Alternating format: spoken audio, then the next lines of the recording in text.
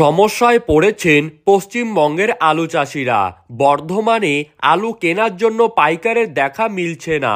আলুর ফলন ভালো, কিন্তু সঠিক দাম না মেলায় বিপদে পড়েছেন বর্ধমানের আলু চাষিরা। এত টাকা খরচ করে মাথার ঘাম পায়ে ফেলে আলুর চাষ করার পর যখন লাভই থাকছে না, এসব দেখে হতাশ চাষি তথা ব্যবসায়ীরা। বর্ধমানের প্রত্যেকটি জায়গায় পোখরাজ এবং জ্যোতি আলুর ফলন গত বছরের তুলনায় এবছর ভালোই হয়েছে। তবে অভিযোগ, ন্যায্য দাম পাচ্ছেন না আলু চাষিরা। চাষিদের দাবি, মাঠ থেকে আলু তোলার পর কোনো পাইকারের খোঁজ পাওয়া যাচ্ছে না। একজন দুজন আলু কিনলেও কম দামেই কিন্তু আলু বিক্রি করতে হচ্ছে সকলকেই। চাষিরা জানাচ্ছেন, 1 থেকে 2 সপ্তাহ আগেও 50 কেজি হিসাবে এক বস্তা আলু বিক্রি হয়েছে 600 টাকা দরে, আর এখন তা কমে গিয়ে দাঁড়িয়েছে 350 টাকা প্রতি বস্তায়।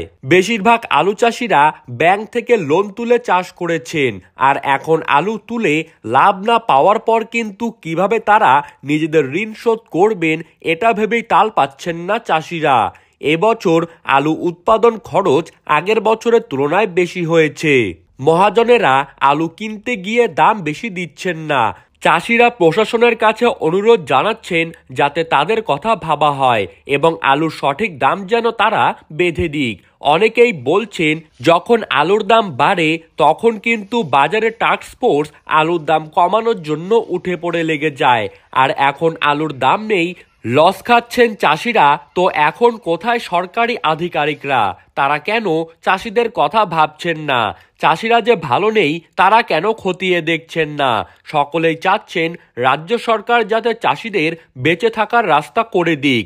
একটি ন্যায্য দামে সরকার আলু কিনে নিক, নয়তো আলুর দাম সঠিক বেঁধে দিক।